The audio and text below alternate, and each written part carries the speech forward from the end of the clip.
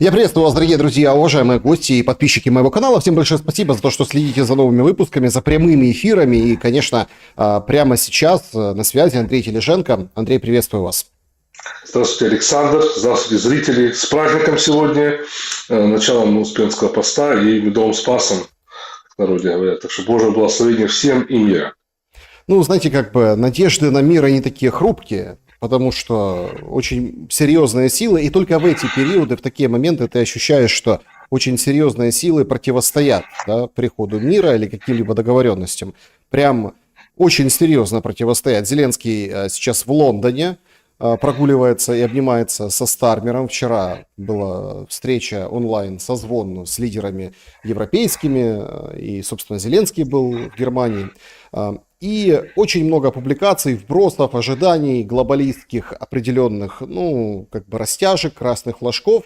Однако начать я предлагаю наш разговор традиционно с опроса нашего сегодняшнего эфира. Мы вживую, мы в прямом эфире, поэтому будем общаться с вами, уважаемая аудитория. Закрытый клуб зрителей и сообщество YouTube принимают вопросы заблаговременно. В чате тоже можно будет написать вопрос в конце программы. Ну а в начале вот такой вопрос. Договорятся ли Путин и Трамп на Аляске? Варианты ответов: да, нет, только начнут договариваться или уже договорились и все будут оформлять. Это, наверное, самый главный вопрос, который мучает всех инсайдеров, всех следящих за политикой. И, в принципе, во всем мире этим вопросом задаются. Как на него отвечаете вы? Во-первых, договорятся про что? Вот это вопрос. Надо задавать в первую очередь. Про что будут договоренности и действительно на какой стадии понимания, что эти договоренности могут быть, про них можно договориться. Вот так вот. Чуть запутываю, но оно в таком формате оно и есть. Потому что сейчас это будет, я думаю, притерка ситуации. Да, на чем-то уже есть договоренность, на чем-то, то, что мы обсуждали раньше у вас на эфирах, что если когда будет встреча, то это уже будут на чем-то договорились, значит, уже. И это факт. Но самое главное, то, о чем сейчас будут договариваться, на какой стадии действительно договоренности оно, я думаю, это будут в первую очередь не только там вопросы Украины. Я про это тоже уже давно говорю. Это будут вопросы Арктики, вопросы не только там ресурсов Арктики, а это арктический проход на 9 тысяч километров ближе идти в Индию, чем через Суэцкий канал. Это довольно большие масштабы для международного торгового пути, и Россия это может обеспечить. Она хочет уже в этот процесс вклиниваться и зарабатывать на этом. Это огромные возможности, и не только экономические, но и политические влияния в мире. Вернуть назад Российской Федерации былую ту мощь, которая она была не только военную, а и экономическую, которая была еще при Союзе.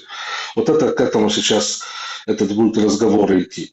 Есть интересы в Соединенных Штатах Америки в этом процессе, есть интересы Америки в других процессах в мире. И я говорю, это к этому будут договариваться. Украина разменная монета в этом процессе.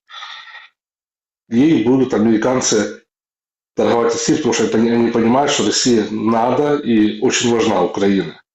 Не так, как Украина, не только как Украина, а так, как это основа исторической. И Киев, мать городов русских и все остальное, это вся основа. Есть принципы, на которые нельзя трогать в мировом порядке. Как в англосаксонском мире нельзя некоторые вещи переходить к красной линии, так же самое и в нашем славянском мире, православном мире, русском мире. Уже про это можно говорить прямо, это уже настал этот русский мир, про который все боялись на Западе, и с ним надо уже считаться. Потому что это не только Китай, Индия тут вместе, а это сама Россия себя ведет это направление. Так что про что будут договариваться, как это будет договариваться. И я думаю, уже на какой-то стадии договоренности уже есть определенные шаги, на что готовы пойти та или иная сторона, и по той же Украине, и по другим процессам в мире. Это факт. Сейчас это будет уже притерка, прислушаться двух лидеров друг к другу, в первую очередь. Они должны увидеть друг друга и пообщаться лично. Личное общение, это в первую очередь идет навстречу друг другу.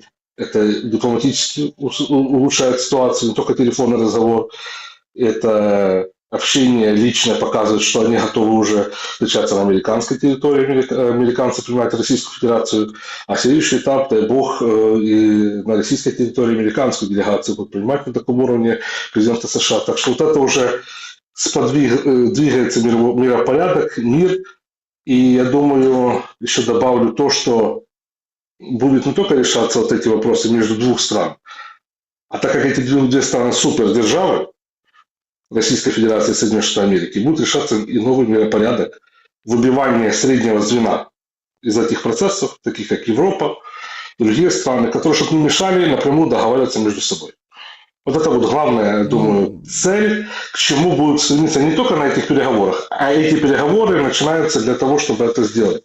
Потому что никому не выгодно, чтобы были вот эти страны какие-то мешались между собой. И вот это, как мы говорили, сейчас срывали мир, какие-то бегающие Макроны, Стармеры, Зеленский, еще кто-то там, тому подобное. Ну, Зеленский это вообще другая история, это созданный персонаж. А вот эти все междуусобицы Евросоюз, который мешает между Америкой и Россией делать дела, его убрать из поля, как говорится, зрения новой Америка, новая Америка. Подождите, вроде как не получается, потому что вчера после на пресс-конференции, на выходе к прессе, Трамп говорил о том, что, в общем, и все написали о том, что без Украины ничего не будет, и что там у него задача прекратить огонь, а основные договоренности, конечно, будут и с Европой, и с Украиной. И вроде как Трамп кивал гривой на это все. Ну, во-первых, надо понимать, дипломатические и серьезные договоренности публично никогда общем не выносятся в публичную плоскость. То, что договаривается за закрытыми дверями. Но если мы не поняли, как Трамп уже себе действует, он ведет себя в том формате, который выгодно американской прессе. 99% медиа в Америке против него, который контролируется глубинным государством. Ну, мировое тоже, вот это большое медиа, который CNN, The Guardian и все остальное. Да, большие медиа, на них можно ссылаться, все, но они в то же время и лгут. И лгут против Трампа и используют политику против Трампа. И он просто соглашается на то, чтобы меньше оправдываться. Да, он бывает что-то скажет в плюс России, потом на него вот это все негатив выливается. Для чего идти этим путем, если можно просто поддакивать и делать свои дела? Сказать, да, я веду санкции, санкций нет. Ну, слава богу, нет. Как бы есть диалог. Это самое интересная еще новость прошла вчера вечером о том, что снимает ряд ограничений с Российской Федерации Америка до 20 августа, те, которые нужны для того, чтобы встречу организовать. А мы же понимаем, это полет, делегации, вот эти все, скажем так, транзакции. Вы как дипломат с большим стажем, вы понимаете, что нужно там водичку закупить, столик накрыть, арендовать какие-то места. Протокольные мероприятия, да. То есть под это все как бы и свифты открываются, и все, что хочешь, делается. То есть и конкретно вчера об этом заявили на фоне того, что вот и сейчас, буквально перед нашей встречей, попросыпались в Америке, и Белый дом делает заявление, что Трамп, конечно, рассчитывает на дипломатию, но у него есть другие инструменты принуждения, условно, России к миру. Вообще, конечно, вот эта история вчера и сегодня продолжившиеся заявления с Белого дома, они вот делают очень интересный такое обволакивание, да, самого саммита. Если честно, где-то даже на секундочку показалось, что Путину туда ехать смысла нет. Уже все, как бы они там обо всем договорились и все преподнесли. Это так нам подают медиа, которым подыгрывает Белый дом. Это просто, можно сказать. Мы это так смотрим, не надо на это смотреть, как то, что дает пресса. Я как бы лично прессу прочитываю. Я заглавки статьи прочитал, если она сходится с тем анализом, который я там давал, я могу прочитать, вникнуть, если там какая-то доля еще правды. А все остальное, вот эти вкиды, вот это среднего, как говорим, проблема какая сейчас? Когда был кубинский, карибский кризис и сейчас. Тогда не было вот этого среднего звена, который сейчас хотят убрать Трамп и Путин, не только на мировом порядке, а и в глубинном государстве для Трампа это выгодно. Убрать это среднее звено, которое мешает. Чтобы не было вот этого вкида и шлака. Вот это самое главное. Да, Андрей, давайте попробуем проанализировать вот сам саммит в Аляске, потому что Ну, знаете, я так понимаю, что этому будет уделяться весь завтрашний день, послезавтрашний день, и все это будет разбираться по молекулам 100%. Исторически это очень важная встреча. Как ни крути, да, хоть как не пытаются ее обставить. Про Украину мы сейчас поговорим, про боевые действия и про форматы завершения войны. Но здесь очень интересен ваш как бы профессиональный комментарий. Вы так отмолвились пятерки. Действительно, 5 на 5 будут встречаться. Ну, то есть начнется встреча с тет-а-тет, будут беседовать. Потом встреча пятерок назначена. Значит, в пятерке Америки президент Трамп, Джей Ди Венс, Рубио, Уитков, Скотт Бессент, министр финансов. То есть вот такая пятерка. Пятерка от России, понятно. Путин, Лавров, Белоусов, министр обороны, Силуанов, министр финансов, Дмитриев и Ушаков. Ну, то есть мы понимаем. Смотрите. Так вот, глобально, если посмотреть и применить классический анализ, ну, условно, кто чем занимается, да, из этих наборов пятерок можно, в принципе, составить вообще предметы обсуждений. Путин, сегодня разошлось видео, оно вышло с опозданием, ну, это такая протокольная история, понятное дело, потому что самолеты уже полетели. И Дмитриев делал фотографию в самолете, и были там другие борты, которые, а некоторые еще вчера полетели, то есть в Анкоридж, чтобы там все, ну, как бы, ну, обставлять эту встречу, организовывать, да, вот эти моменты организационные решать. Немножко с опозданием, но тем не менее. Путин проводит совещание со своими подчиненными, с руководством Российской Федерации, и говорит о том, что беспрецедентные усилия США делают в отношении урегулирования кризиса украинского, и в конце добавляет одной строчкой, и это, наверное, ключик: стратегические наступательные вооружения. Перед глазами встает Лавров, Рябков, да, его заместитель, который тряс как бы договором и говорит: забирайте свои манатки отсюда. И вот эта вот вся история, которая предшествовала вообще полномасштабной войне в 2021 году еще. И тут мы видим, что Путин четко дает этот мячик и дает этот пас. Судя по пятеркам, на что можно рассчитывать, как бы вы проанализировали эти составы? И не просто так же Путин обмолвился о договоре о стратегических наступательных вооружениях.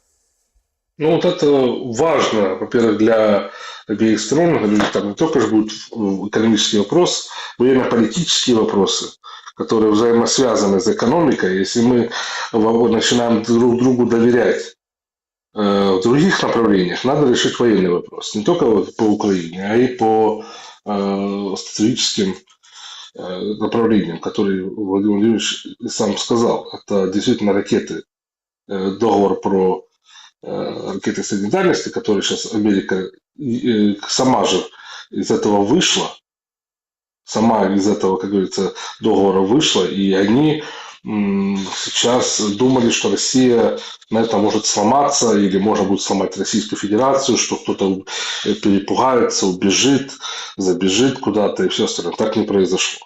Российская Федерация все-таки выдержала паузу какое-то время, и они, выходя из этой паузы, начали развивать свои направления. Мы видим тот же самый Орешник, который показал довольно эффективную свою способность действовать и поражать цели на Украине, Южмаш, которого уже нету, и которые начали размещаться на той же самой территории Беларуси, близко подлету по тем же самым целям стран НАТО, и возможность как бы Америки начала расширять это тоже направление и в Тихоокеанском блоке, там, где Филиппины расставляют эти свои ракеты средней дальности, которые могут долетать до Пекина, что тоже как бы подрывает деятельность договором между Китаем и Российской Федерацией, потому что России надо будет оборонным путем тогда включаться в эту всю игру, им это невыгодно. И это сейчас договориться на этом пути на берегу. Почему бы и нет, не используется этот шанс,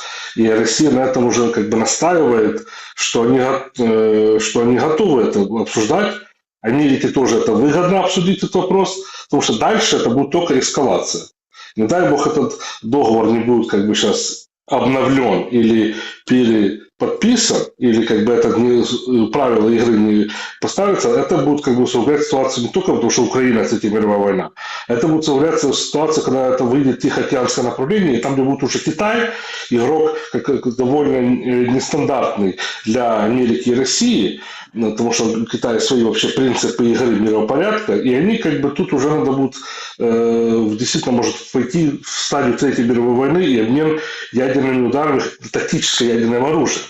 И как бы еще раз, Россия показала, что она может бить без использования тактического ядерного оружия. У них есть орешник, который как бы очень эффективный.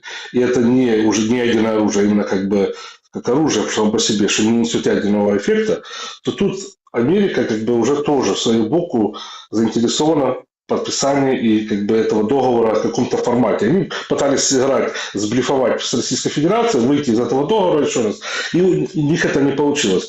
Россия показывает миру, что они не только вот с Америкой готовы говорить, они готовы про мир говорить, им невыгодно воевать, невыгодно пока то, что ее брехивают, рассказывают, что она будет идти на Европу, что это настоящая цель, когда там есть бывшие прокуроры генеральные, сидят там тоже в Ютубе, рассказывают, вот, всі підуть воювати на Європу, якщо Росія нас захопить, там, чи еще остальное.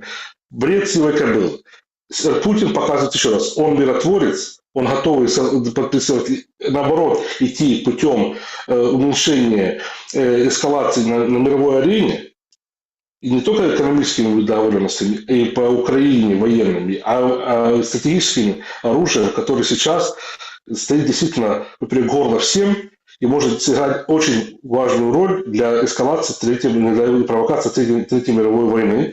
И это будет не Европа, а это будет Тихоокеанское направление, которое сейчас довольно развивается. Мы про это часто я буду говорить, чтобы люди обращали на это внимание. Филиппины, Тайвань, это будет вишенка. Вот это там может быть сыграть эту огромную роль, на что Америка пытается как бы там тоже бравировать и провоцировать Китай, ставить ракеты на Филиппины, которые могут бить по Пекину. И это, говорю еще раз, Китай сможет сыграть в эту игру не идти и ни с кем не договариваясь, идти просто на войну с Америкой, американской армией, потому что они это могут. Америка сейчас не в способности воевать, у них 37 миллиардов триллионов долларов перевалил уже эту цифру, у них огромные проблемы, у них недостаток боеприпасов, у них только могут бряскать каким-то оружием тактическим, который и то, вопрос у них в каком формате есть, у них гиперзвука нету, Китая и Российской Федерации он есть. И вопрос, на каком уровне Америка сейчас может сыграть, и это тоже Российская Федерация берет на учет, идет навстречу Америке. Давайте. Оно может публично, мы это не видим, эти договоренности, что Америка этого просит. Но Россия знает, что Америка это просит. И Путин про это уже публично говорит, что мы готовы. Если хотите сохранить лицо, Бог с ним, сохраните лицо. Но только мы договоримся. Нам главное зарабатывать деньги, решить вопросы, которые нам не мешали, дальше развиваться. Хотите вы показать, что боитесь публично про это сказать, мы готовы это публично сами озвучить. То, что он сделал. Выиграв себе, я думаю, даже Путину надо Нобелевскую премию давать, а не там, кому-то другому, который идет действительно на деэскалацию ядерного, не дай бог, столкновения. Нет, ну, смотрите, Нобелевская премия дело такое, хотя очень интересно по срокам. Ну, это Вы думаете, что Трамп действительно до октября закончит войну в Украине? Нет. Я думаю, Трамп, смотрите, нет и да. Вот так вот, потому что я быстро ответил. Он может закончить войну на Украине, если он сторгуется Украиной с Российской Федерацией. Он уже ее фактически заканчивает тем, что урезав финансирование Украине, потому что там сейчас выделяется там 200 миллионов, 500 миллионов, но это не те цифры, которые выделялись там раньше, 350-300 миллиардов долларов вжухали в Украину, которые потом пропали, непонятно куда делись. Мы видим, там Минич убежал и все остальное, эти расследования. А то, что сейчас Трамп может прекратив полностью финансирование, военные данные, разведданный обмен, Starlink отключить и поставить условия, что Зеленский, после этого, что Зеленский вообще убежит с Украины, это 24 часа, и это все решается. Он может это сделать, но он пока торгуется. Его убедили, что сторговаться. Потому что надо напомнить, что кто там сидит у него под боком, это не консерватор, Марко Рубио, который и выполняет обязанности главы Госдепартамента официально, и непосредственно ИО, советник по национальной безопасности президента Соединенных Штатов Америки. Прямо самое наближенное лицо президенту США по всем вопросам военным, и не только, и разведки. Так что он фильтрует, что получает Трамп, получает ли информацию достоверную, получает ли информацию, что Украина там бьет, и все остальное, и как это все можно развиваться. Так что у Трампа есть возможность до октября это сделать, но я думаю, он еще будет торговаться. Это будет только первая встреча в Анкарадже. Следующая последует уже потом на территории Российской Федерации, после чего мы уже будем понимать полную картину, когда эта война закончится. Но она закончится без Зеленского у власти. Я еще раз сказал, я это говорил у вас, что до конца года Зеленского власти не будет. Андрей, есть ли вариант, опять-таки, я возвращаюсь к этим пятеркам, 5 на 5, да? Есть ли вариант, что эти пятерки могут договориться о прекращении огня? Как вы думаете, есть какие-то условия, и выйдут на пресс-конференцию, причем и Трамп уже сообщили с американской стороны, и Ушаков сообщил со стороны российской, что по итогам вот этого саммита на Аляске будет брифинг, то есть выйдут и ответят на вопросы. То ли вместе, то ли не вместе, это посмотрим, скорее всего вместе, Трамп и Путин.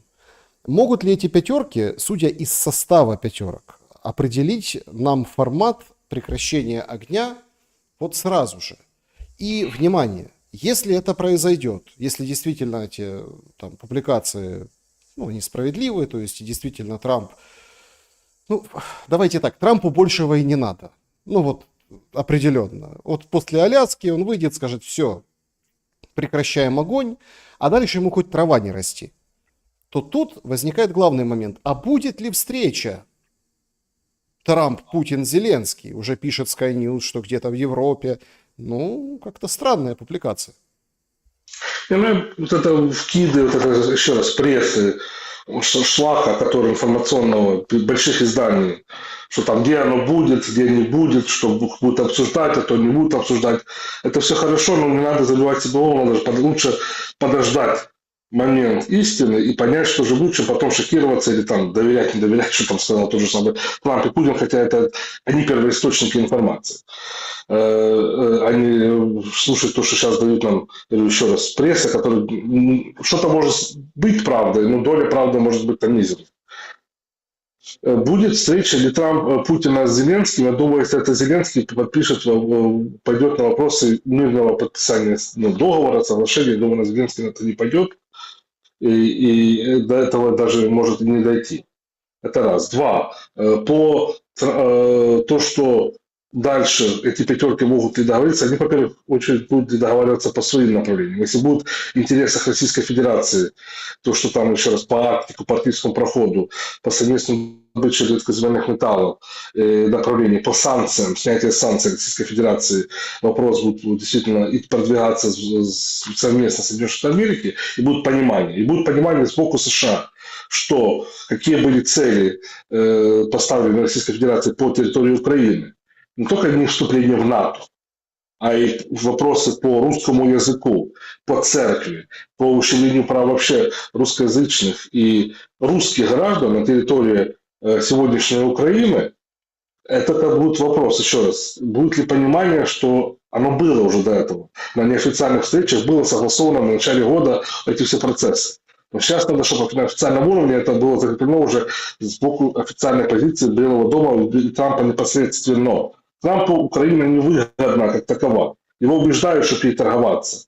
Но если он поймет, что ему надо сейчас уже выйти, на этом тогда будет и прекращение огня. А прекращение огня – это условие какое? Прекращение поставок оружия, финансирование режима. И это то же самое приравнивается к концу киевского режима. Потому что он выжить сам без внешней финансовой помощи не способен. И это не только финансирование и военная поддержка и разведданные с боку США, а и с боку Евросоюза, потому что они просто так США заявили, что Евросоюз должен будет подчиниться тем договоренностям, которые будут США и Россия достигнуты в Анкарадже завтра уже, дай бог, и Евросоюз должен быть не продлевать санкции, а наоборот снимать их уже, если это надо будет это сделать, или заткнуться вообще и не влезть в эту ситуацию напрямую. Это были слова непосредственно министра финансов Соединенных Штатов Америки. И вот почему они там будут присутствовать, и вот почему эти вопросы, которые там важны, будут подниматься. Если будет согласовано, я думаю, оно уже предварительно есть согласие на этих всех направлениях, вопрос прекращения огня будет достигнут. И прекращение огня уже фактически есть. Никто не бьет по территории Киева эти дни, другой часть материковой Украины, западной и все остальное. Украина бьет по Белгороду и Ростову. Вот это как раз вопрос, который мы видим сегодня, результат не только сегодня, а эти дни. Запуск массовых дронов хаотично, и куда это направляется? Не только не по военным объектам, а энергетическому сектору. Уже Венгрия заявила по удару по трубопроводу, который как бы важен для их поставки ресурсов через Венгрию, это раз. Удары по нефтеперерабатывающим станциям, удары по гражданским объектам, по Белгороду, целенаправленно и по Ростову, и все остальное. Это мы видим. И вот эта проблема. Как это остановить, если мы видим, что сейчас Зеленский в панике, и его сольют, если он дальше продолжит это все направление, не только его, Ермак не договорится. Вопросы, тут это не Майдан, вам что внутренний вопрос, сколько там, не дай бог, украинцев погибнет на территории там, главной площади, их всем наплевать на Западе. А тут вопрос денег, их денег, западных, российских. А за деньги, как говорится, люди гибнут за металл, так же самое и здесь. Так что пусть Ермак и Зеленский, эти все малюки, чуть задумаются, куда они, на какие линии они будут решать, кого они будут слушать. Лондон, который их не поддержит, или Париж. Уже все же понимают, что нет возможности Евросоюза поддерживать киевский режим в том формате, который это есть. Максимум партизанская война, но это ничего не произойдет, мы видим прорыв фронта. Идет колоссальный прорыв. И то, что еще раз говорю, договоренности по прекращению огня будут только на условиях таких Российской Федерации. И России невыгодно идти на другие любые условия, потому что они идут, фронт прорывается, фронт движется, фронт рушится с боку киевского режима. И им останавливаться сейчас, идти на какие-то передышки, как это было сделано, когда Киев был окружен, и сказать американцам, это будет повод еще раз.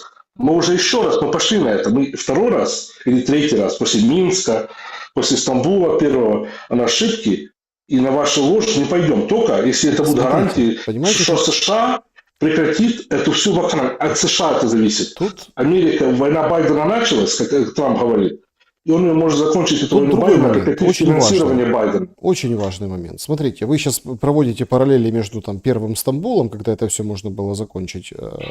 Я говорю, что Российская Федерация как это видит, что нельзя опять идти просто так соглашаться на какие-то договоренности без принципов. Вопрос в другом. Вопрос в том, что тут точно так же, как Украина, они договаривались, а потом сказали, нет, мы будем воевать. Точно так же может поступить и Россия на этих переговорах. Да? И спасает от этого сценария только то, что Украина лишь часть больших договоренностей, и это первое, и вообще там другие темы, которые очень интересные, о которых вы говорили выше. И не только о них, там есть еще другие моменты очень важные. Меня интересует вот такой момент. Точнее так, два таких подмомента. Момент первый. Значит, если Российская Федерация, российская сторона, например, не захочет останавливаться, не захочет, и, собственно, скажет, мы будем достигать военным путем тех целей, которые мы хотим. Американцы уйдут из переговорного процесса или нет?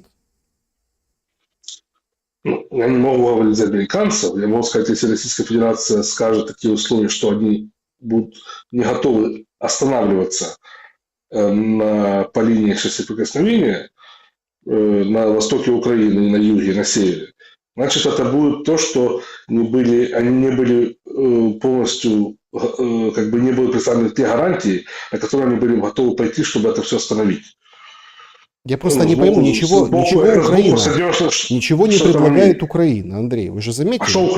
А что Украина может предложить? Украина в этом процессе предложить ничего не может. Она зависит полностью от Запада. Если Америка выходит, и Америка в какой-то момент даже выйдет и скажет, будет покупать Евросоюз оружие, а Евросоюз оружие, я говорю еще раз, не выкинет покупать. 500 миллионов, там кто-то где-то выкинул, там 200 миллионов кто-то выкинул. война в месяц ярд стоит миллиард. Миллиард долларов. Это так, чтобы это воевать, удерживать линию и что-то где-то хотя бы брыкаться. Но если таких, даже если на Украине не то, что уже авиации, оружия, там, полноценного флота, ничего нет, у него ни своей разведки, и даже в половину суммы в месячной стоимости войны, это только войны, не говоря про содержание государства, что у нас же какие-то люди есть, а не только война. Пенсионеры, госслужащие, которые там Зеленский кидает на них деньги, я имею в виду госслужащих, пенсионеры вообще ущемляют. И все остальные люди, которые еще остались жить на территории Украины, это же надо как-то содержать, удержать и как бы сдерживать.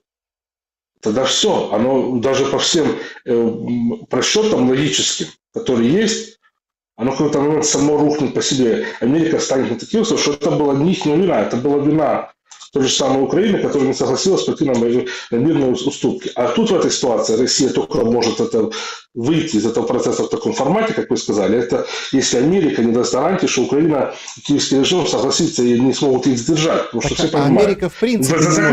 Америка в принципе не может дать таких гарантий, потому что Зеленский сегодня где? В Лондоне. Так, смотрите.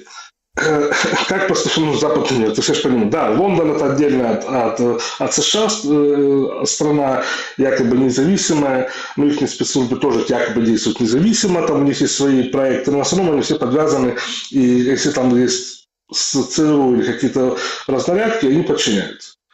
Они не суверенное государство. Несмотря на проблемы американской экономики, Америка ими владеет. Они покупают от них энергоресурсы. Они зависимы полностью, большую часть энергоресурсов, они полностью зависимы от протекции военной. Если Америка может им просто сказать, мы уйдем с Европы, и ядерный атомный зонтик ядерный, который сдерживающий, мы заберем с собой. Вы будете вообще голые боссы. То, что у вас там 200 ядерных боеголовок, это вас не спасет. Они выбиваются в течение часа. Это все, если массово летят ракеты. Тем более у вас нет защиты от них, у вас нет системы предупреждений. Все, Европа голые боссы. И экономически нагнута. Извините, это выражение, так оно есть. Европа в этом процессе потеряла свою суверенность в этих годах, вступив в союз с глубинным государством Америки и продавши свою душу. Те же самые Франция, Великобритания, Германия, мы видим рост экономики и все остальное, как они, исходя из того, что просто быть зависимым от США, быть якобы, выйти из этой ситуации, при власти быть своих людей держать, они говорили зависимы от США полностью. Закрыл глаза на подрыв Северного потока и все остальное. Так что Европа тут решать ничего не может. Америка за закрытыми дверями, я прямо говорю. Россия прямо говорит, мы знаем, что вы их держите. То, что мы вам публично даем возможность говорить, что вы там якобы третья сторона переговорного процесса, бог с ним. Хоть 10-я сторона. Главное, решите наш вопрос, и чтобы мы вместе двигались и зарабатывали, а не воевали. Если вы это сделаете, мы готовы. Если нет, значит, на переход фазу вы заинтересованы в продолжении этой военных действий. Это прямо говорю, как оно в каких-то процессах были разговоры, как оно велось. Прямо все знают, прямо кто есть кто. Какая функция России, чем она занимается, и как Америка чем занимается, функция, что она может повлиять. За 24 часа Киев можно просто сломать, вот этот режим, не Киев, не Украина, а именно этот режим, который уничтожает саму Украину, Зеленского. И это все прекратить. Просто это в интересах Америки, когда она это сделает. Она это готова сделать. Она понимает, что это надо будет кто-то уверенно сделать. Но это будет надо сделать так, чтобы не обвинили, что это руками Америки сами же уничтожили своего же там этого Зеленского, который там поднимет. Потому что он в Лондоне сегодня, Зеленский, он думает, что он в Лондоне. Но Лондон подчиняется кому? Северной Америке. Тарифы кто будет, если надо нагнуть Европу? Еще раз, и Великобританию. Соединенные Штаты Америки не будут кому денег платить. Американцы. Все, обмен землями. Что это большая семерка зависит полностью от США. Что это за тема с обменом землями? Почему Зеленский, это все, скажем так, развернул, отмел и похерил, скажем так. Насколько вот эта тема с землей и с линией или там отталкивания от линии боевого соприкосновения сейчас такой, не знаю, там, камень спотыкания, да? Камень преткновения. Надо же понимать, что вообще еще есть же интерес Америки в редкоземельных тех металлов, которые реально есть. Они есть на Востоке, и залежи газа и все остальное. востоке Украины. Это Харьковская, Полтавская область. А если это будет на линии соприкосновения, это интересно даже не Америке, а именно глубинных государств, которые в Америке не консерваторов, которые думали с этого поиметь с Украины хотя бы вот эту часть. Что Украина расплатится им за якобы такую помощь, которую им давали против Российской Федерации. И этого сейчас, получается, эти области или регионы, которые есть на Украине, не будут на линии соприкосновения оставаться. И выход на, чтобы это было. То, что невыгодно вообще, чтобы Украину забрать. Зеленскому невыгодно, потому что он потеряет всю власть. Как только он согласится отдать, за что воевали, а за что мы тогда боролись. Можно было начать войну и получить Донбасс через Минские соглашения, как автономию, и сохранили 1,5 миллиона жизней. 1,5 миллиона уже лежит в земле. Сбоку ВСУ. Сохранили сколько в жизни. И этого не может превратить это в экономический крах страны. И ему, получается, поставить предел. Это так, в публичной плоскости. А не в публичной плоскости те, кто вложили в Зеленское и в Украину, ему поставить предел, а наши заработки куда мы денем? То, что мы теряем те ресурсы, которые есть на востоке Украины, которые реально могут принести нам прибыль. Титан, газ и все остальное. Вот это главный предел, который Зеленскому поставит. Вот и на глубинное государство. Вот почему он себя так ведет и не дает возможности, чтобы на это согласиться. Хотя, я думаю, у него выхода, он безвыходной ситуации такой, что он сам это заслужил. Он сам туда завел нашу страну, и мог бы из этого давно бы выйти. Как он тогда смеялся, когда встречался с Путиным во время нормандского формата в 2019 году. Так что то, что сейчас по землям, это, я думаю, тут будет разыгрываться карта это для того, чтобы смещение его с власти. И даже потом, после этого саммита, это будет начало конца, как говорится, Зеленского уже такое более турбулентность пойдет очень серьезно. И в его окружение, если начали копать и публиковать непосредственно данные о тому, как выводятся деньги, сколько выводятся денег, и что он хотел покупить за границей, и куда эти деньги через Арабские Эмираты, тоже я вас неоднократно говорил в эфире, куда через Арабские Эмираты в Западную Европу. Вот мы видим Арабские Эмираты, Франция, куда выводились это все финансирование. И это начинается публиковаться. Уже в изданиях слив идет. Идет слив режима Зеленского. Вот это то, чтобы он пошел на те соглашения, которые есть, будут среди американцев и Российской Федерации. Как вы считаете, это правда, что Миндич в дипломатическом вагоне с наличными пересекал границу? Я могу сказать, что неоднократно в истории незалежной Украины диппочтой, у нас уже диппочты такого не было уже последние годы, но через дип-автомобили, использовавшись в Европе, вывозили ценности то в Австрию, то еще куда-то разные персоны из правительства или окружения правительства Украины. Так что тут я не удивился, подтверждения этому нет у меня. Я не интересовался, правда, неправда, видел, что там в новостях есть. Будем смотреть, если это правда, значит, это очень тревожный звонок для Зеленского и его окружения. То, что я знаю, что шефиры уже давно не на Украине, это факт. И это показатель того, что уже давно этот вопрос системы баланса окружения Зеленского уже начал сыпаться. И те люди, которые там сейчас есть в правительстве, не позавидовал бы, которые находятся там. Что с ними будет и какую ответственность они будут нести перед народом Украины. Потому что они будут отвечать, если Зеленский сбежит, они будут отвечать за него. Потому что они были в его команде, они были ставленниками его режима. Так что всем надо задуматься, что уже происходит на Украине сейчас. И то, что там земли, не земли, вот это туда-сюда области, это не главное. Главное, что Украина проиграла. Именно как Украина как страна в этом процессе уже уничтожили. То, что киевский режим проиграл, а то, что людей уничтожили. Вот это главное. И что дальше делать, и что с этим, как этим бороться, что надо как это все восстанавливать. Вот это надо главную целью задаться, что же дальше делать, когда это все, Украину освободят от этого всего режима, и этих Миндичей и всех остальных. Их мы, если надо, и найдем народ, имею в виду, тех, кто живет за границей и все остальное. Понаходим, найдем и будем возвращать то все в Украину. Потому что то, что они сделали с нашей страной, во время кровопролития, когда там грабили просто так страну, это одно. И то это, за это каждый должен нести ответственность. Мне был шок всегда, когда после каждого переворота в Украине никто не нес ответственность. Людей обещали, что каждый понесет ответственность, и потом договаривались элиты между собой. Сейчас такого, я думаю, не дай бог, если такое будет, тогда страну просто можно про эту страну забыть, как Украина, или что от нее будет. Если будут договоренности, что этих людей просто отпустят и им дадут возможность жить спокойно на свои миллиарды, украденные на крови. Сегодня прошла новость, что Госдеп опубликовал отчет о соблюдении прав человека в Украине за 2024 год.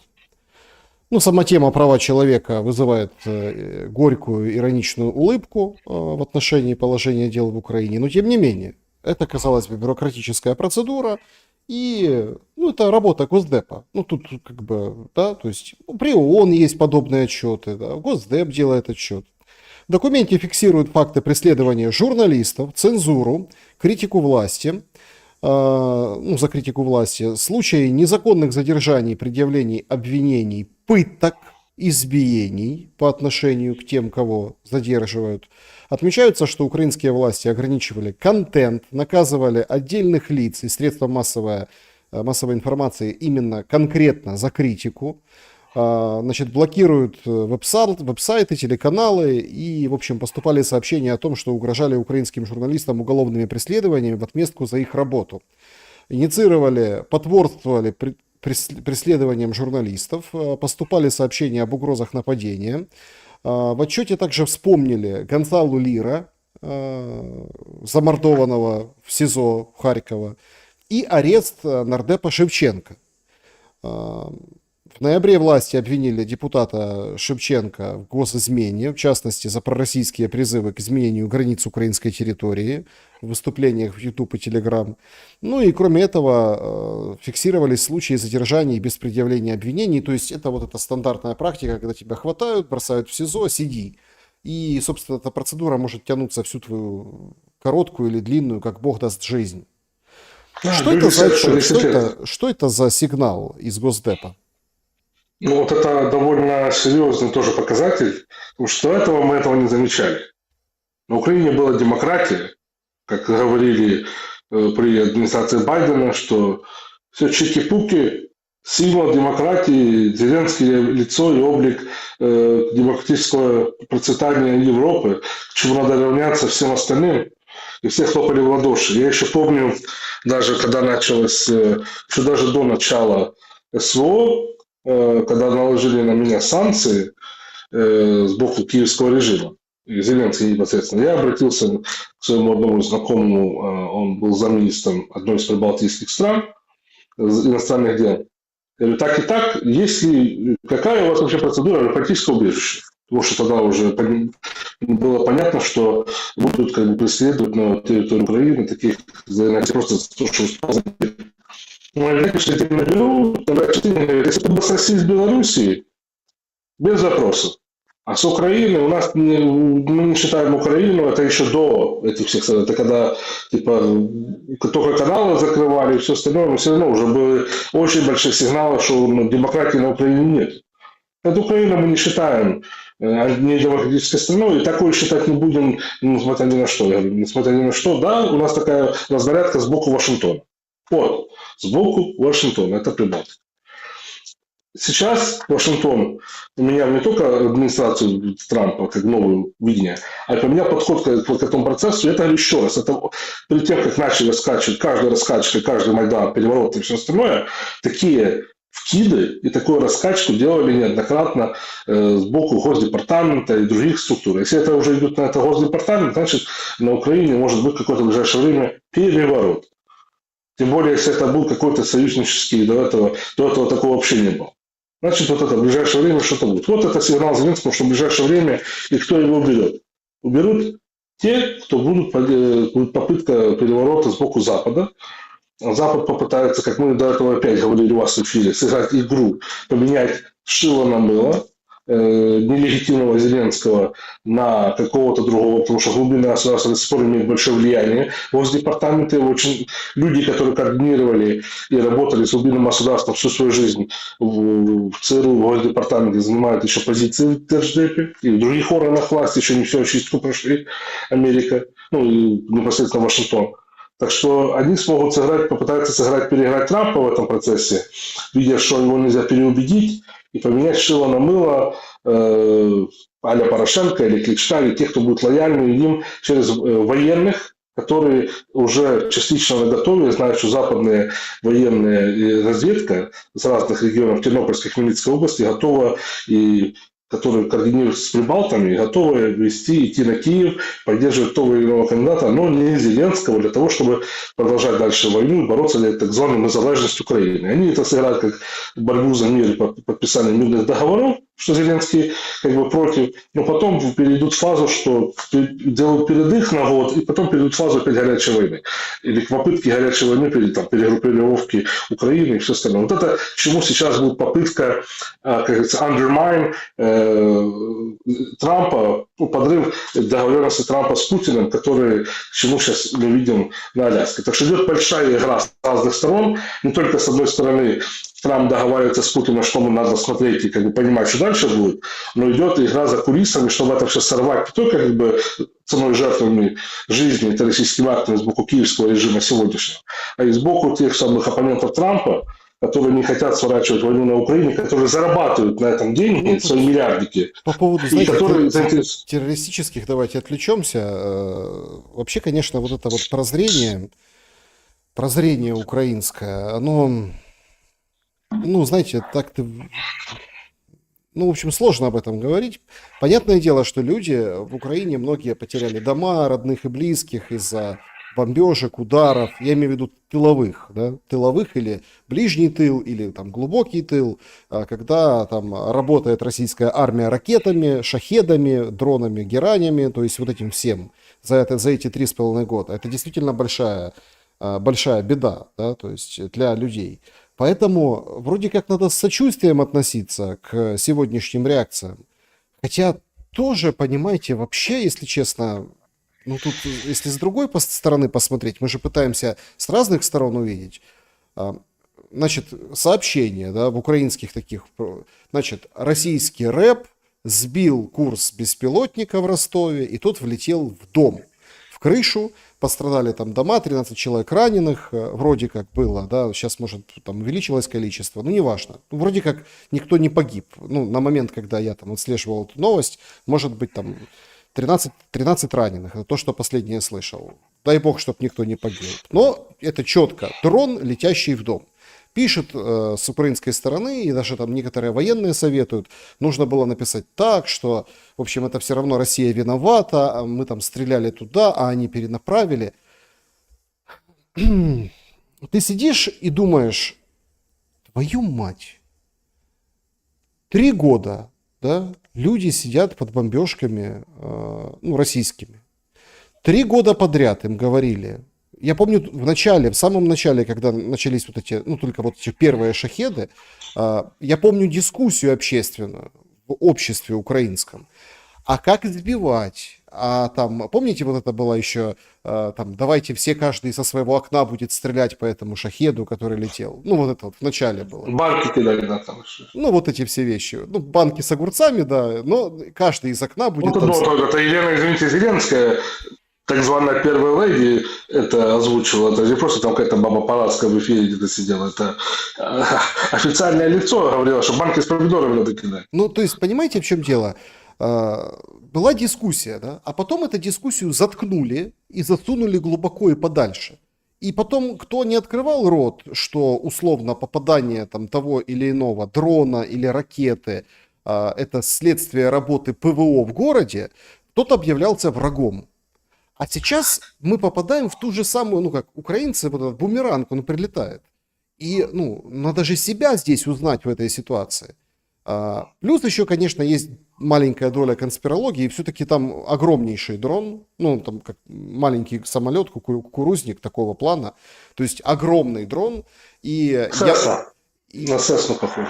Я, если честно, понимаю людей, там, ростовчан, тоже там с несколькими людьми я списывался оттуда из Ростова, но они говорят, елки-палки, как его не сбили, такую дуру летела она, понимаете? То есть у них тоже как бы такая претензия возникла, как это, никто не увидел, никто не сбил. Рэпом подавили, рэп, не рэп, то есть... Ну, смотрите, это же ситуация нам вот в такие моменты, она же открывает шоры, срывает их, эти шоры. Надо немножко думать головой и понимать, что в этой войне ты там, например, гражданский, мирный, находящийся в тылу, и ты должен по-другому мыслить, а не так, как диктует тебе пропаганда. Ну, конечно. Я тогда, чтобы вы понимали, на второй же день СВО в мой дом, где живут родители, Кошица 7, на Поздняках, в Киеве, ПВО сбило свой же самолет. Там был большой танк, вы помните, как фотографии с Кошицы, кстати, второй день, гражданский объект в Киеве. Сбили свой же самолет, сказали, что это русская ракета. Я первый, кто в интернете поднял вопрос, говорю, а для чего работает ПВО у нас на территории города вокруг гражданских объектов? Говорю, что за бред? Ну, второй день. У меня чисто искреннее было как бы желание спросить, ну, там, квартира родителей пострадала, там, выбила балкон и все остальное. Ну, слава богу, там никто не живет, но просто сам факт тоже моя семья понесла те потери, которые многие чувствуют. Но я задал вопрос, а для чего правительство Украины, тогда еще легитимно якобы, бьет по своим же объектам и все остальное. Оказалось, это вообще не сбили свой самолет. Забрали потом крыло, которое это все взорвало. И тихонько сказали, что это русская ракета. На меня накинулся Геращенко, который непонятно, где это находится товарищ, который там тоже закулисно играл игру. Наумыч такой там блогер был. Ты что, ты русский агент? Ты такие вопросы задаешь. Я говорю, так это квартира наша. Я говорю, я имею право задавать вопросы, откуда прилетела. Что значит, я не имею права задавать? Ну, короче, то, что вы объяснили. Это раз. Два. 8 лет Украина шуровала по Донбассу своим людям. Никто вообще не задавался вопросом, кто кого бьет. Погибло 15 тысяч человек. В общей цели официально это число, которое погибших на Донбассе. Хотя оно довольно больше, намного, в 2 раза. Там просто эти цифры никто не поднимает. 2. А то, что я знаю, когда мы были там в правительстве и курировали непосредственно военным блоком, и нам докладывали, что непосредственно была команда бить по целям по Донбассу и людям, гражданским объектам. Если ты не можешь ударить по военному, хотя до военных вообще объектов таких не было на Донбассе, были гражданские люди. Потому что по москалі їх треба бити.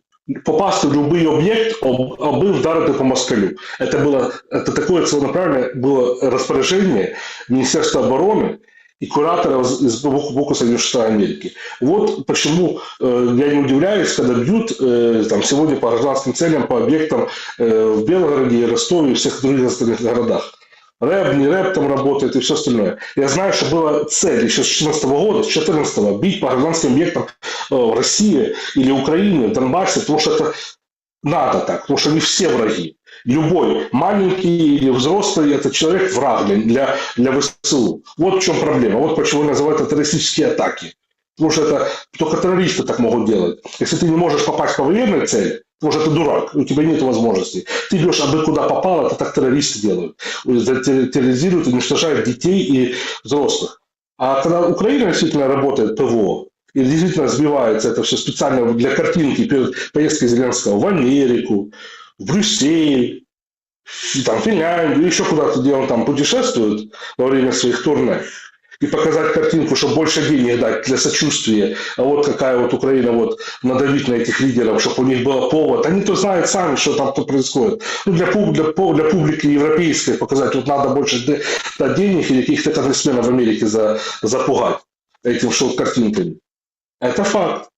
И вот почему, к сожалению, тут действительно есть двуякая картинка, которая показывает реалии, кто есть кто. Если бы Россия была заинтересована в уничтожении Украины, это даже не мои слова, уже даже Трамп сказал, уничтожили быстро все и подчистую, как это сделали Израиль в Газе. Сравняли с землей просто территорию, там, где 8 миллионов жило людей, населения там, города, и просто потом бульдозерами это все выровняли в песок. Ну, вот это реалии, которые можно сделать. Еще один главный вопрос. А то, что в России попал, еще добавлю последнее, дрон, там, Cessna, ну, похоже был на Cessna, такого формата, летел, такого. Вы тоже видели, когда война Израиль и Иран, 11-дневная, или сколько там она была, ну, не все можно сбить, и не все подавляется, как говорится, системой ПВО. Что-то где-то и долетает. Ну, еще раз говорю, долетает, у Украины есть и была цель с 2014 года бить по любому объекту, куда они могут попасть.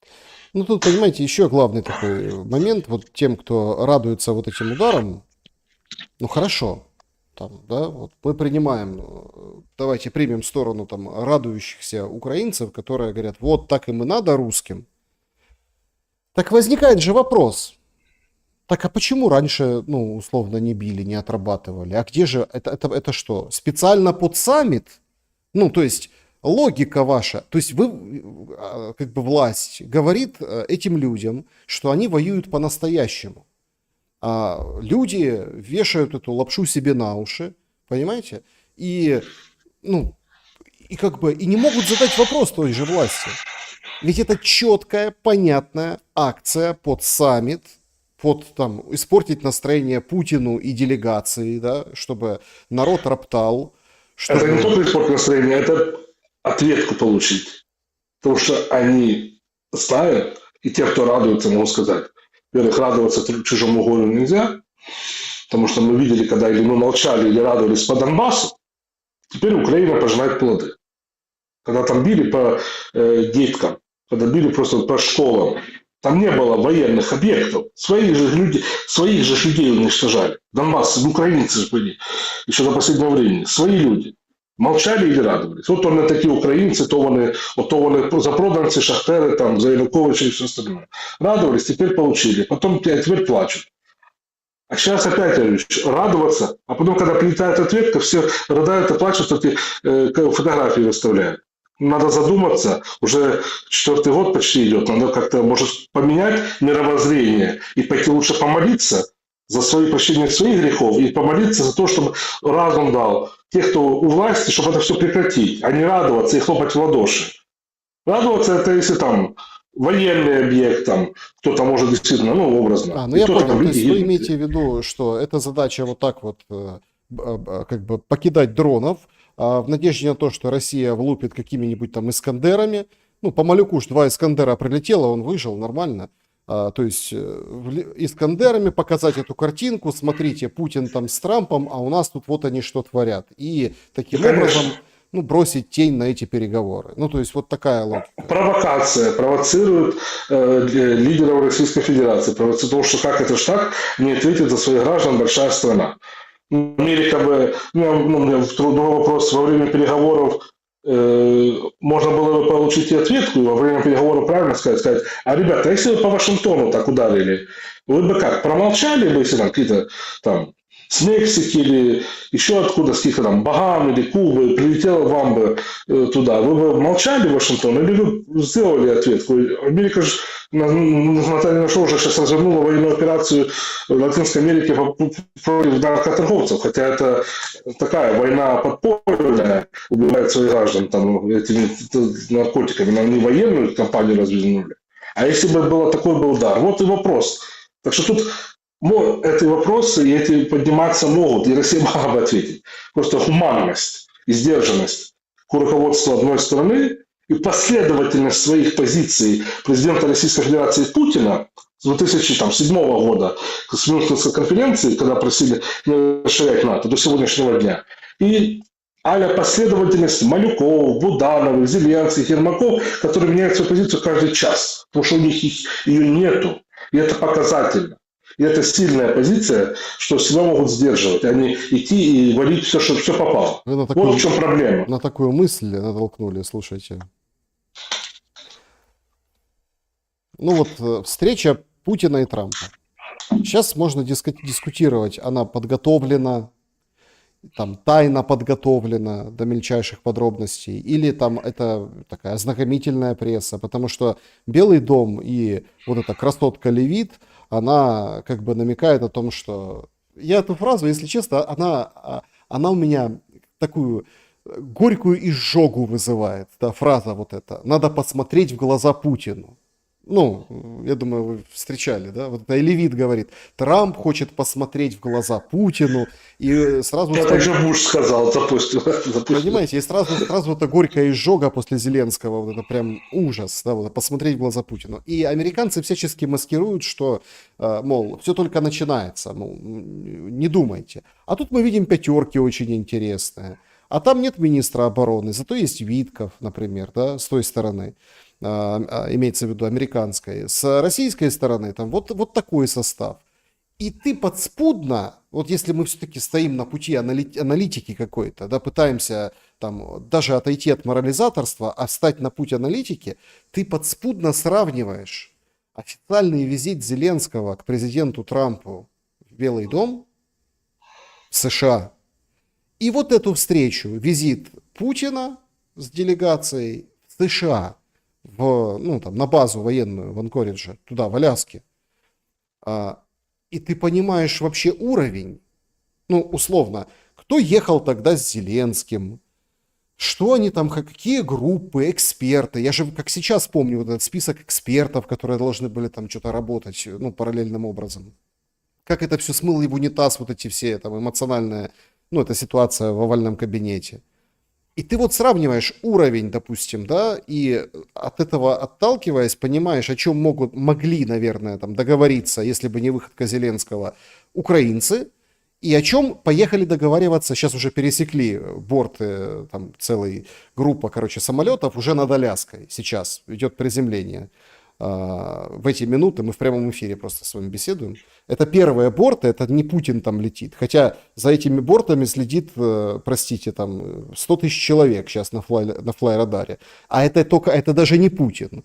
То есть, понимаете, уровень интереса. И ты сравниваешь эти две встречи. Что бы вы сказали с точки зрения политической аналитики?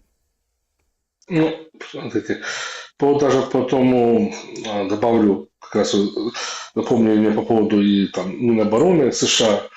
Минобороны США там даже не надо, чтобы кто-то присутствовал образно, если это на таких встречах, потому что в Минобороны США есть уже позиция, и они понимают, что поддерживать дальше сегодняшнее Минобороны и окружение, которое есть, поддерживать сегодня Украину, Америке нет возможности и неинтересно.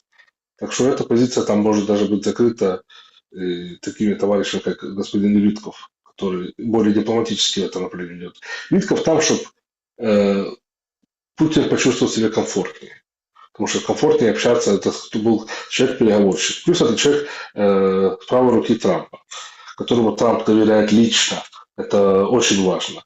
И там могут многие, там у нас на Украине эксперты, вот, кто такой Витков, кто эти такие, и все остальное.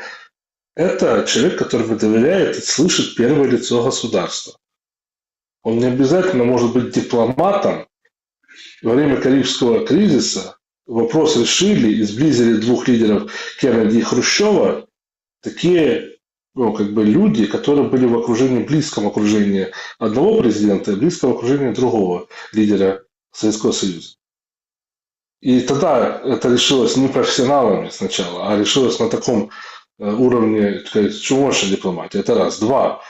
То, что Зеленский себе тогда проказал, хотя он мог это за закрытыми дверями так же себя повести, более-менее рассказать, это было бы более понятно. Но он себе показал то, что он уже был проигранный вариант. Просто что он себе позволил это показать эмоционально, понимая, что он проигранный вариант с Трампом, он его не может переубедить. Это было показательно. Так что тут просто оно сыграло на время, может, и сохранило какие-то сотен или пару тысяч жизней.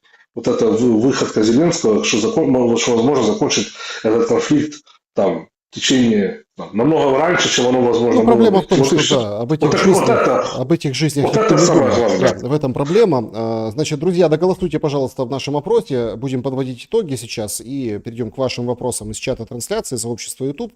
Два заявления. Андрей, вы же как американист, да? Я же не могу, я к вам постоянно предстаю с этим всем, да, анализом. Два заявления свежих, американских. Заявление номер 1. Глава Министерства финансов Бессент.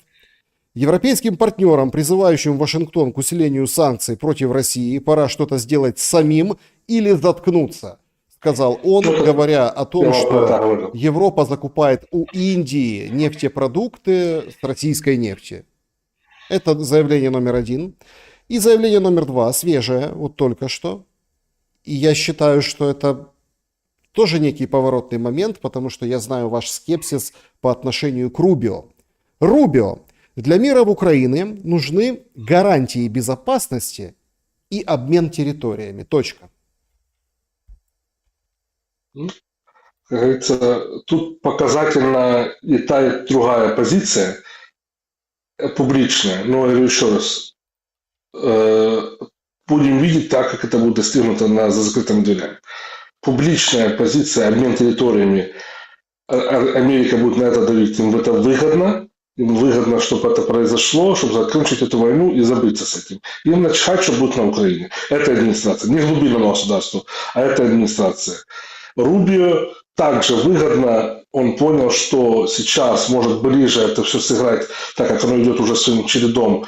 Трамп все равно ведет свою политику и свое видение по Украине, то, что у него оно было, не поддался полностью провокациям глубинного процесса, то сыграть и запрыгнуть на паровоз это мирного трека. Это раз. Это то, что по Рубио. И продолжить дальше развиваться то, что ему прямо сказали, Рубио сказали, парень, занимайся Азией, пожалуйста. Там большие проблемы, ты вообще ее оставил голой. Там только военные сейчас крутятся. Ты включись в этот процесс, потому что мы там можем потерять. И Рубио сейчас надо быстро еще перехватываться на Азию, переходить. А тут он еще и Украину не закончил. И вот это идет игра. Какие территории, все остальное. Россия не будет менять территории тех, которые закреплены Конституцией Российской Федерации. Россия выступает сбоку силы. У них есть возможность это отстоять и сказать, мы не будем это заканчивать, нам тогда это вообще не выгодно. И будем смотреть, какие территории будут обменивать на что Украина и Россия. Думаю, это если будет обмен, то где-то Харьков и Сумы.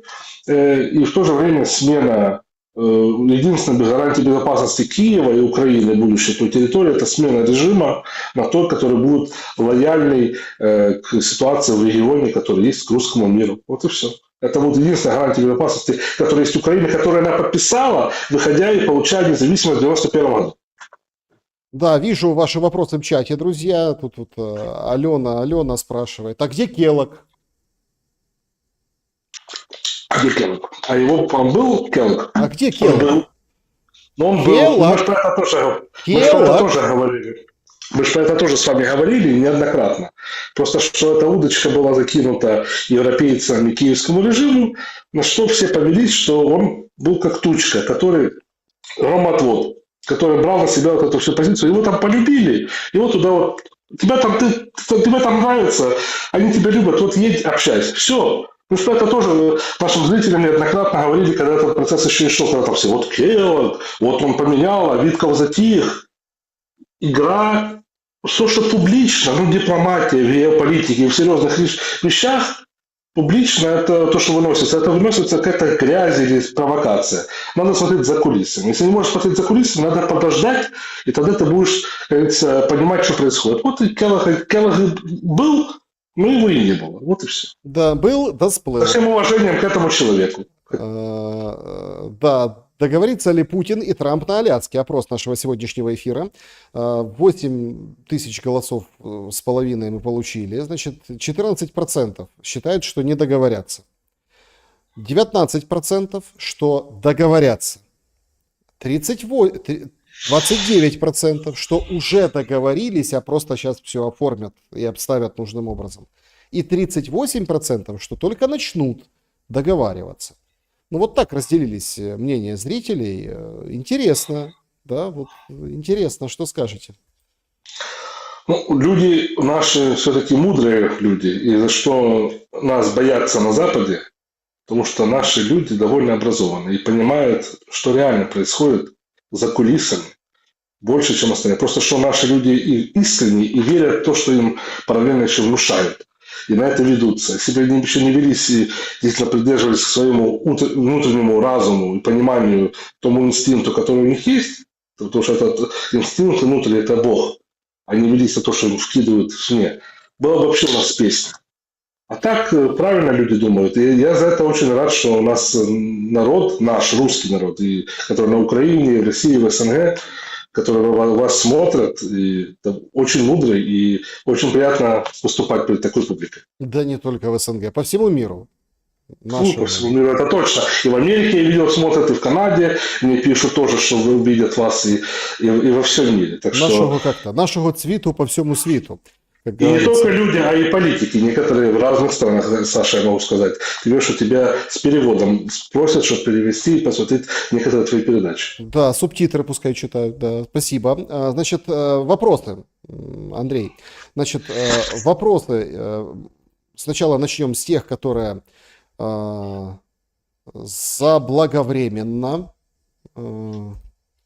Так, я прошу прощения, значит, Песков выходит, говорит, что Путин и Трамп по итогам саммита на Аляске очертят тот круг договоренностей и пониманий, которым их удастся достичь. А взаимная политическая воля на диалог сейчас в дефиците, адекватного ответа со стороны европейцев Россия не дождется. Ну, это понятно, это такое сопровождение политическими заявлениями, да, это просто вот только что появляется, поэтому озвучиваю в эфире. Ну, мы понимаем, да, это вот фон, напряженность, келок, а когда Бэттенд европейцев посылает со своими санкциями, ну это уже, конечно, как бы, да, это, конечно, поворот. Ну, это Америка всегда себя вела так, и европейцы думали, что они смогут перехитрить Америку, переиграть, лягти под них и потом проползти. Так не получилось. Лягли под Америку, довольно тяжелая масса, они их и раздавила. Виталий задает вопрос. Добрый день, Александр, Андрей. Зеленский второй день по заграницам. Дрон влетает в дом в Ростове. Зеленский опять надеется на удар по Киеву и последующее фото возложения цветов к руинам в сопровождении послов? Или на этот раз сэры дадут ему добро на попытку захвата ЗАЭС? Заранее спасибо. Это мы про это говорили, что да, Зеленский хочет получить картинку в ответ на то, что помощь сорвать любой переговорный процесс, и ему главное получение больше крови, потому что каждый раз он выезжает за границу, каждый раз проливаются реки крови. Не на фронте, а именно в тылу. И это, говорится, надо задаться вопрос, почему. Картинка, деньги, власть. И я это говорил еще раз. К смерти каждого украинца это еще один день власти Зеленского. Мирослав, здравствуйте. Допустим, в этом году наступит мир. Тогда возникает вопрос, с каких источников дохода Украина будет выплачивать зарплаты врачам, ученым, ментам и так далее. Ведь мы понимаем, что перспективы, к сожалению, на ближайшие годы для Украины плохие, и люди будут уезжать, когда откроют границы, чтобы выжить. Спасибо, добра и света. Спасибо за вопрос. Во-первых, границы, надо понимать, когда это все уже прекратится, будут ли открыты границы для украинцев. Потому что Европа уже понимает, что удержать вот эту всю массу, которая уже есть, не может. И вот эти все действия Польши сейчас по поводу граждан Украины, провокации, вот эти все УНУПА, неонацистские формирования, которые и флаги, и зигования там, это одно, но это в то же время это шаг первый для того, чтобы заблокировать и закрыть, возможно, границы в будущем для украинцев. Это раз. Кто будет выезжать, это те, кто коллаборанты и все остальные, если их примет тот же самый Запад. Это два. Обычный люд, который просто себе жил и страдал, будет дальше жить, надеюсь, не так страдать, но будет жить дальше. И то, что будет от Украины, это надо нам понимать, что взаимоотношения с нашими соседями, и смотря что будет от Украины, какую часть ее ставят Украине, она все равно нам надо будет работать с Москвой, с Минском, и зарабатывать в направлении Востока.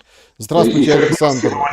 Строим баррикады и, как говорится, обороняемся Запада и строим союз на Востоке. Так же самое надо будет делать Украине. Значит, один из гостей студии Шелеста высказал мысль, что Украине необходимо что-то вроде Потсдамской конференции, международное обустройство мирной Украины. Андрей, как вы относитесь к такой идее? Тут конференция должна быть по поводу того, как Запад выйдет из Украины побыстрее, чтобы ее быстрее обустроить. Потому что чем дольше будет Запад сидеть на Украине, именно самой материковой, тем дольше, я не имею в виду, говорю про Запад, именно Украину, там, Алычину, которую они хотят себе все-таки отхапать. А именно на нашей Украине, средней части, южной и северной, тем дольше это будет целоканале продолжаться. Чем быстрее выйдет Запад из Украины, тем быстрее Украина сможет наладить и производство, и нормальные отношения со своими соседями. И тогда будет экономическое развитие. Не надо нам вливания из Запада сюда, которые будут нести за собой крючки, которые нас будут вытягивать. И опять мы потеряем через 50 лет свою суверенность, как Европа думала, что получила развитие, после плана Маршалла и такая развитая Европа западная. А сейчас они в экономическом развале, разрухе, потому что они полностью зависят от американских денег, вливаний и политики. Нам такого не надо, мы уже это пережили. Как, по-вашему, подписание ассоциации с ЕС на таких условиях – это государственная измена или благо, спрашивает Николай. Никаких ассоциаций с Евросоюзом не должно быть. Украина должна получить суверенность и независимость в первую очередь, отстроиться и потом выбрать, каким путем идти. А путь ее один – это быть нейтральным государством и работать вместе со своими соседями вокруг и на этом зарабатывать. А отдаваться, чтобы вы понимали, что такое ассоциация Евросоюза. Свою власть внутри страны, в своей столице, ты отдаешь в Брюссель. Из Брюсселя тебя будут руководить. А для чего нам это? Мы уже это прошли. Нам уже руководят в Брюсселе до сих пор. И трагедия только. Так что для этого, еще раз, никаких ассоциаций, нейтральная, суверенная, независимая Украина, которую мы должны отстроить, и тогда мы должны думать, как дальше двигаться. А двигаться только, еще раз, быть с нашими соседями вокруг, а не быть под кем-то. Петр спрашивает. Модус операнди Путина устойчиво определяют дзюдоист. Пристальное наблюдение за Трампом позволяет его модус операнди определить как рестлер, учитывая его близкие отношения с рестлингом. Как вам видится итог встречи политического дзюдоиста с политическим рестлером в спортивном ключе? Дзюдо более точный и умственно развивающий спорт, как и тэквондо и все остальные единоборства. Так что тут работа мозгами и понимание своего оппонента именно на уровне развития внутренних каких-то процессов и точек, по которым ты понимаешь, можно надавить. А рестлинг – это все шоу, которое в реалии его нету как такового спорта. Оно только на телевидении. А в реалии это только большое шоу, которое показывают нам всем. Так что реальность против большого шоу. И пусть люди сами понимают, где тут кто побеждает. Обычно побеждает реальность. Вопросы из чата трансляции онлайн. Как говорится, Алла Железняк. Будет ли предметом обсуждения на саммита Путина и Трампа гарантии безопасности самому Зеленскому и его окружению, как вы считаете? Я думаю, гарантию безопасности Зеленского будет давать Запад непосредственно отдельно, тех, кто его туда ставил. Трамп к этому отношению он показал, что он не будет иметь. И то, что, по моей информации, идет уже Рико кейс, организованная преступная группировка расследования по отмыванию денег налогоплательщикам США, от ФБР, Департамента инвестиций США и в КИДы западной прессы, как это деньги выводятся, то Америка, сегодняшняя администрация гарантии безопасности Зеленского таких давать не будет. Это максимум будет Макрон или Стармер, или кто будет у власти в тех странах, когда Зеленский будет бежать. Боцман, вопрос Андрею. Как, по-вашему, будет почетный караул при встрече Путина на Аляске или не будет? Я думаю, будет официальная встреча лидера государства, который прилетит и с делегацией, и включая в то, что, как это проходит с американской стороны обычно. Высокопоставленных гостей встречают на высоком уровне. Как такого караула почетного Америки нету, который встречает у Трампа, и будет теплая встреча на уровне лидера государства при Трампе. Вася, если уйдет Трамп и вернутся демократы, то война пролонгируется, как вам кажется? Пока они только могут вернуться в следующем году после выборов Конгресса США, но исходя из того, что как развивается сейчас Америка, и экономические потенциалы готовы раскрыться к началу следующего года, исходя из вливаний денег из Европы и все остальное, когда Трамп надавил на тарифы, то республиканцы могут удержаться у власти, и еще года 3, как минимум, демократы не вернутся к полной власти США. Это раз. 2. Америке непосредственно само невыгодно продолжение войны. И даже если было бы, не дай бог, Камала Харрис у власти сейчас, она все равно бы и шла к тому, чтобы окончить войну, потому что, еще раз, Тихоокеанское направление, это сейчас будет самое потенциальное направление и горячее для Соединенных Штатов Америки. Вот только сегодня над Филиппинами было бороздили истребители китайские и филиппинские, между собой там устроили чуть ли не уже военные действия. Так что вот это надо на это наблюдать. Ну, тут пишут в чате, что Зеленский будет держаться за власть до последнего украинца, а потом и европейца, а там такая система коррупции, что если ее убрать одним махом, то Украина откатится лет на 30 развития. Согласны с этим или нет? Украина уже так откатилась благодаря Европе на лет на 30 своего развития. Мы даже больше. Мы сейчас в стадии такого еще, когда из Союза вышли, конфеткой были по сравнению с такими, мы на уровне Франции были. А сейчас мы откатились действительно на лет 30-60, благодаря Европе и Западу. А то, что Зеленский будет держаться, да, он как рыцарь сейчас загнанный в угол, и от него считать можно все, что угодно, его команда. Ну, они думают, что они решают власть. Ермак, я думаю, сам за себя договорится и отделится от Зеленского, убежит в первую очередь, а Зеленского оставят на растерзание народу, и если Зеленский сам не будет довольно иметь клепку в голове, чтобы самому договориться и отдельно тоже убежать. Так что будем смотреть, как это будет шоу развиваться. Но пока оно развивается, украинцы и русские погибают, к сожалению. Возможен ли арест Путина на Аляске, спрашивает пользователь. Нет, Америка не поддерживает, не придерживается решения Международного суда МУС. Так что это исключено. Даже если бы это было в других странах, это тоже есть уже примеры, что в Венгрии не поддержала решение МУС по поводу Нетаньяху, когда он приезжал в прошлом или в этом году к Орбану. Так что международный правопорядок, миропорядок меняется и меняется довольно быстро, тот, который был выстроен глобалистами. Ну, тут вопрос от Сергея по поводу, там, на каком ресурсе будет держаться Зеленский. Достаточно просто отключить Starlink. Кокаиновом ресурсе.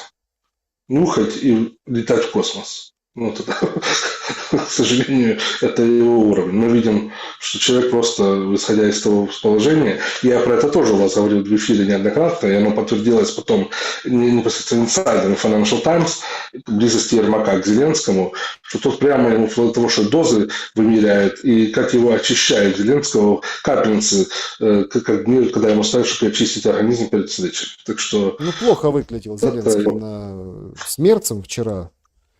Видно, все обратили внимание. А как бы вы выглядели, если понимали, что конец близок?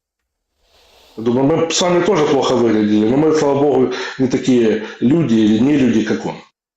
Не знаю, я, например, давайте так вот зафиналим вопрос. А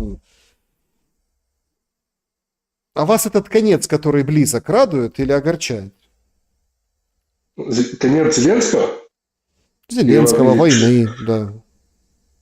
Ну, во-первых, это две разные вещи. Конец Зеленского и конец войны. Конец войны это должно быть, чтобы не было этой войны дальше, оно должно быть достигнуто то, что с чего эта война началась, убрать эти все первопричины войны.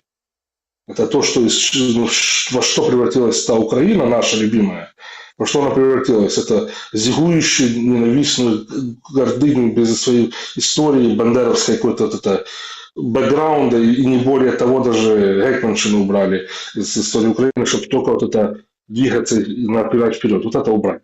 Которые церкви рушат и закрывают, и сбивают попов, мощи вывозят. Вот это Украина, чтобы такой не было. Чтобы у нас вернулась та наша процветающая, зеленая Украина, Киев, который радостный, который все любили приезжать со всего мира, и особенно с СНГ, и там была мир и доброта. Вот это раз.